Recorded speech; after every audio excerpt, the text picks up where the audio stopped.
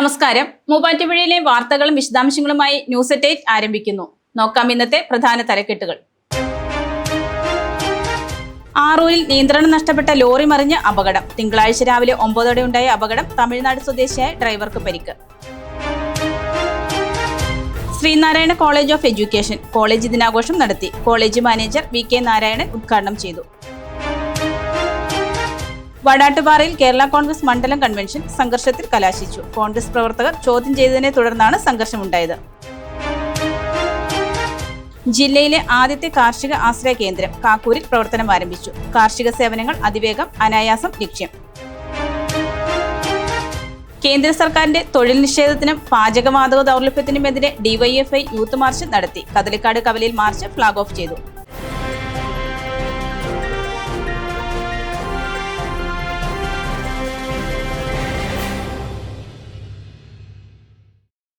വാർത്തകൾ വിശദമായി. ആറൂരിൽ നിയന്ത്രണം നഷ്ടപ്പെട്ട ലോറി മറിഞ്ഞ് അപകടം. തിങ്കളാഴ്ച രാവിലെ 9 ഉണ്ടായ അപകടത്തിൽ തമിഴ്നാട് സ്വദേശിയായ ഡ്രൈവർക്ക് പരിക്ക്.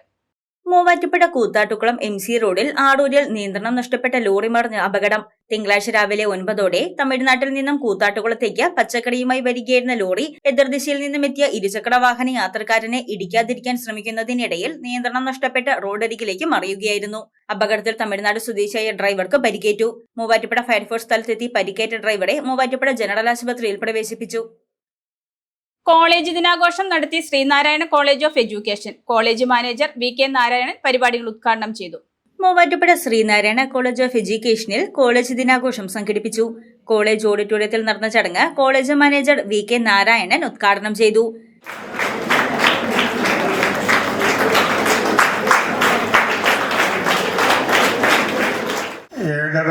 അൺഎയ്ഡഡ് BEd കോളേജ് അനുവദിച്ചപ്പോൾ മൂവാറ്റുപുഴ SNDP യൂണിയനും അപേക്ഷ കൊടുക്കുകയുണ്ടായി. എന്നാൽ നമ്മളെ തടഞ്ഞുകൊണ്ട് മറ്റു ചില സ്ഥാപനങ്ങൾക്ക് അംഗീകാരം കൊടുത്തു. അതിനെതിരായി നമ്മൾ ഹൈക്കോടതിയിൽ കേസ് ഫയൽ ചെയ്തപ്പോൾ സർക്കാർ പറഞ്ഞു, ഇപ്പോൾ അൺഎയ്ഡഡ് വിദ്യാഭ്യാസ സ്ഥാപനങ്ങൾ എയ്ഡഡോ ഒന്നും അനുവദിക്കുന്നില്ല എന്ന് പറഞ്ഞു. അപ്പോൾ ഏതെങ്കിലും അനുവദിക്കുന്ന കാലത്ത് മൂവാറ്റുപുഴ SNDP യൂണിയനെയും പരിഗണിക്കുമെന്നാണ് പറഞ്ഞത്. ഈ കോളേജ് കേരളത്തിലെ ഏറ്റവും നല്ല സ്വാശ്രയ വിദ്യാഭ്യാസ സ്ഥാപനങ്ങളിലൊന്നാണ്. എന്നുവെച്ചാൽ BEd കോളേജിൽ 1ാം സ്ഥാനത്ത് നിൽക്കും. ഏറ്റവും നിലവാരം പുലർത്തുന്ന ഉന്നത നിലവാരം പുലർത്തുന്ന കോളേജായി മാറിയെങ്കിൽ ഈ കോളേജിലെ അധ്യാപകരുടെ ആത്മാർത്ഥമായ പ്രവർത്തനവും അവരുടെ ഒരു കഠിനാധ്വാനവും തന്നെയാണ്.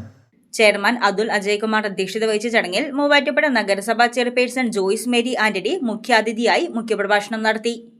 അക്ഷരങ്ങൾക്കൊപ്പം അറിവും വിവേകവും മൂല്യവും കൂടി പകർന്നു കൊടുക്കുന്ന വിദ്യാലയങ്ങളാണ്.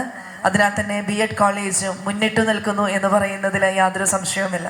വലിയൊരു സമൂഹത്തെയാണ്, എഞ്ചിനീയേഴ്സിനെ വാർത്തെടുക്കുന്ന, നല്ല സയന്റിസ്റ്റിനെ വാർത്തെടുക്കുന്ന, നല്ല രാഷ്ട്രീയ നേതാക്കളെ വാർത്തെടുക്കുന്ന, ബ്യൂറോക്രാറ്റ്സിനെ വാർത്തെടുക്കുന്ന, നല്ല ഡോക്ടേഴ്സിനെ വാർത്തെടുക്കുന്ന, അതിനൊക്കെ ചുക്കാൻ പിടിക്കേണ്ട നാളെയുടെ പ്രതീക്ഷകളാണ് എൻ്റെ മുൻപിൽ നിൽക്കുക.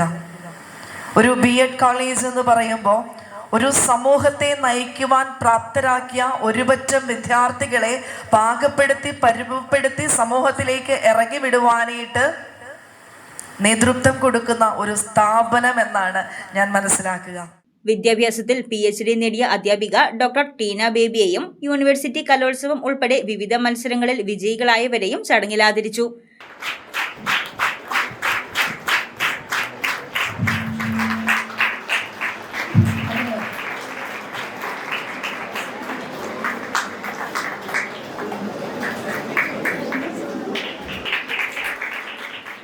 പ്രിൻസിപ്പൽ ഡോക്ടർ PJ ജേക്കബ് വാർഷിക റിപ്പോർട്ടും ജനറൽ സെക്രട്ടറി കോളേജ് യൂണിയൻ റിപ്പോർട്ടും അവതരിപ്പിച്ചു. SNDP union vice president PN Prabha, PTA president Biju Joseph, അധ്യാപകരായ Aneesh P Chirakkal, Sunimol T, Babitha Bhaskar, Uma E V, വിദ്യാർത്ഥികളായ Alin Shafeeq, Mahin N M, Joel Shaji, Saranya M എന്നിവർ പ്രസംഗിച്ചു. അഹല്യ ഫൗണ്ടേഷൻ ഐ ഹോസ്പിറ്റൽ, കേരളത്തിൽ എല്ലായിടത്തും. വടാട്ടുപാറയിൽ നടന്ന കേരള കോൺഗ്രസ് മണ്ഡലം കൺവെൻഷൻ സംഘർഷത്തിൽ കലാശിച്ചു. എന്റെ നാടിന്റെ പ്രവർത്തകരെയും യോഗത്തിൽ പങ്കെടുപ്പിച്ചെന്നും ഇവരിൽ ചിലർ കോൺഗ്രസ് പ്രവർത്തകരാണെന്നും ഇത് കോൺഗ്രസ് പ്രവർത്തകർ തന്നെ ചോദ്യം ചെയ്തതിനെ തുടർന്നാണ് സംഘർഷമുണ്ടായത്.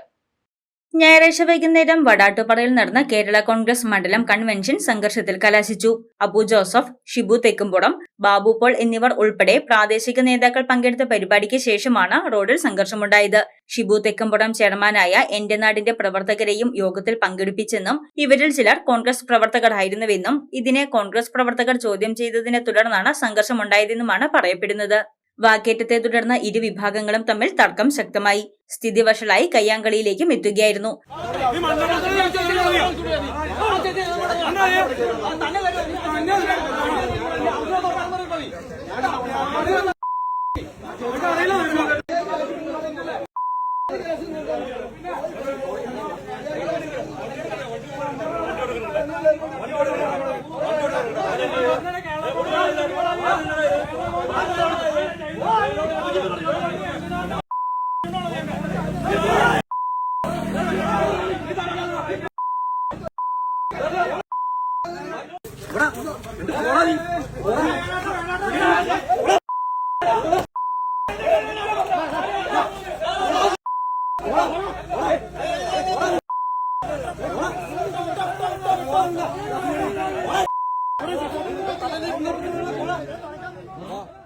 സംഘർഷത്തിൽ പരിക്കേറ്റവരെ സമീപത്തെ സർക്കാർ ആശുപത്രിയിലും ധർമ്മഗിരിയിലെ സെന്റ് ജോസഫ് ആശുപത്രിയിലും രാത്രി തന്നെ പ്രവേശിപ്പിച്ചു. അച്ചയൻസ് ഗോൾഡ് 20 വർഷത്തെ പാരമ്പര്യം, 26 ഷോറൂമുകൾ. കോൾ 8590046916. ജില്ലയിലെ ആദ്യത്തെ കാർഷിക ആശ്രയ കേന്ദ്രം കാക്കൂരിൽ പ്രവർത്തനം ആരംഭിച്ചു. കാർഷിക സേവനങ്ങൾ അതിവേഗം അനായാസം എന്ന ലക്ഷ്യം ഉൾക്കൊണ്ട് ആരംഭിച്ച ആശ്രയ കേന്ദ്രം അഡ്വക്കേറ്റ് അനൂപ് ജേക്കബ് ഉദ്ഘാടനം ചെയ്തു. കാർഷിക ഡിജിറ്റൽ സേവനങ്ങൾക്കുള്ള ജില്ലയിലെ ആദ്യത്തെ ആശ്രയ കേന്ദ്രം പാമ്പാക്കുട ബ്ലോക്ക് മോഡൽ അഗ്രോ സെന്ററിന്റെ കാക്കൂർ കേന്ദ്രത്തിൽ ആരംഭിച്ചു. കർഷകർക്കുണ്ടാകുന്ന നാശനഷ്ടങ്ങൾക്ക് നഷ്ടപരിഹാരം വേഗത്തിൽ ലഭ്യമാക്കുന്നതുൾപ്പെടെയുള്ള സേവനങ്ങൾ ലഭ്യമാക്കുന്ന ആശ്രയ കേന്ദ്രത്തിന്റെ ഉദ്ഘാടനം അഡ്വക്കേറ്റ് അനൂപ് ജേക്കബ് MLA നിർവഹിച്ചു.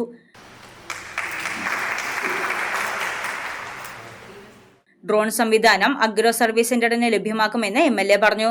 നമുക്കറിയാം, ഓരോ വർഷം ചെല്ലുന്തോറും കാലാവസ്ഥാ വ്യതിയാനം അടക്കമുള്ള അതിരൂക്ഷമായ പ്രതിസന്ധിയാണ് കർഷകരെ സംബന്ധിച്ച് ഉണ്ടായിക്കൊണ്ടിരിക്കുന്നത്. വരാൻ പോകുന്ന കാലങ്ങളിലും അത്തരത്തിലുള്ള പ്രശ്നങ്ങളെ മുൻകൂട്ടി കണ്ടുകൊണ്ട് നമുക്ക് നീങ്ങാനും ഏതെങ്കിലും രീതിയിലുള്ള കലാമിറ്റി വന്ന് നാശനഷ്ടങ്ങൾ ഉണ്ടായാൽ വേഗതയിൽ കർഷകർക്ക് ആശ്വാസം അവരുടെ കൈകളിൽ എത്തിക്കാൻ കഴിയുന്ന നിലയിലാണ് ഇത്തരത്തിലുള്ള ക്രമീകരണങ്ങൾ വരുന്നത്.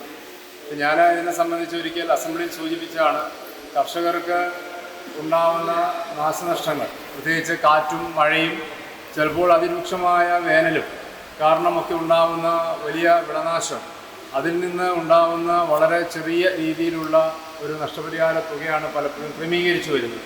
അതുപോലും ലഭിക്കാൻ പലപ്പോഴും വലിയ കാലതാമസം, ഒരുപക്ഷെ മാസങ്ങൾ വർഷങ്ങൾ എടുക്കുമ്പോൾ അതുകൊണ്ട് യാതൊരു ഗുണവും ഒരു കർഷകനെ സംബന്ധിച്ചില്ല. ഒന്നത് നാമമാത്രമായ തുക, ആ നാമമാത്രമായ തുക ലഭ്യമാവാൻ മാസങ്ങളുടെ കാത്തിരിപ്പ്.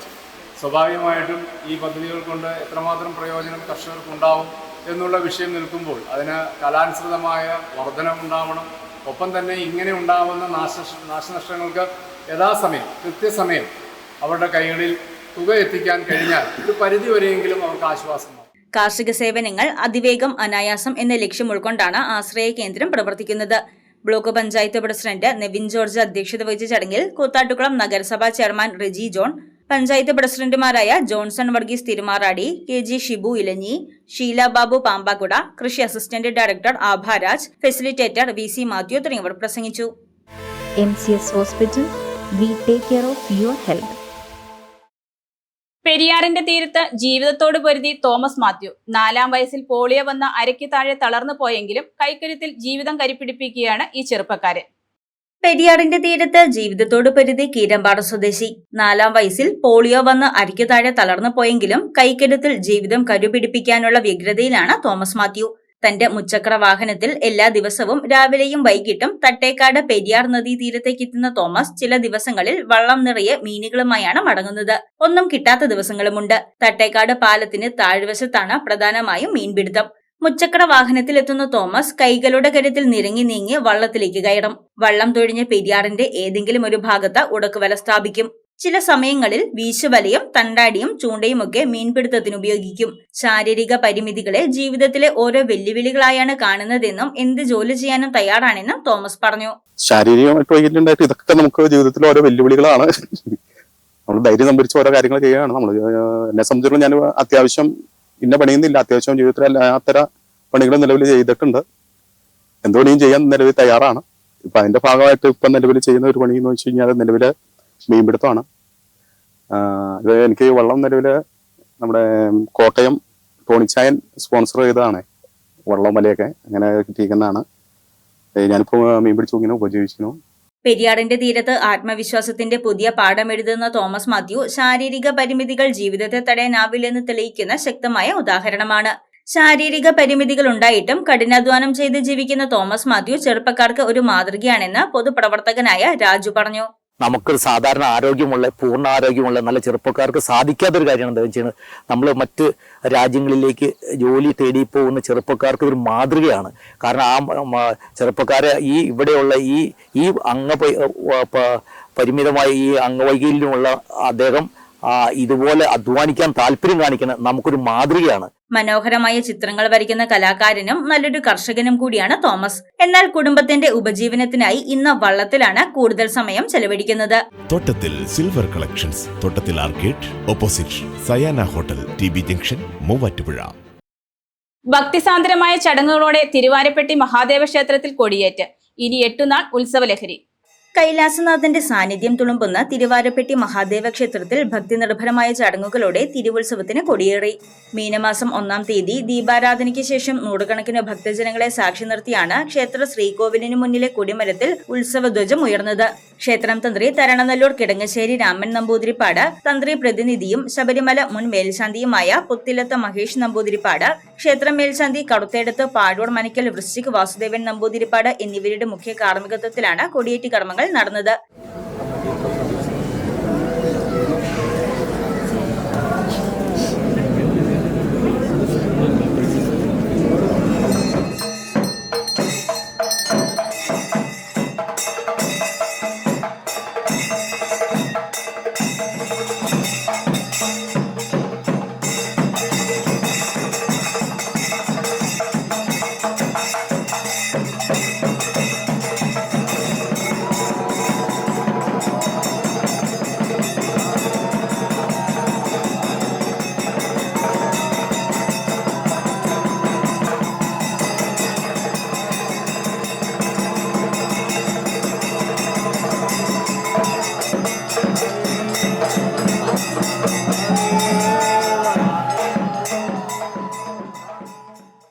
ശരണം വിളികളാലും വാദ്യമേളങ്ങളാലും മുഖരിതമായ അന്തരീക്ഷത്തിൽ നൂറുകണക്കിന് ഭക്തർ ഈ പുണ്യമുഹൂർത്തത്തിന് സാക്ഷ്യം വഹിച്ചു.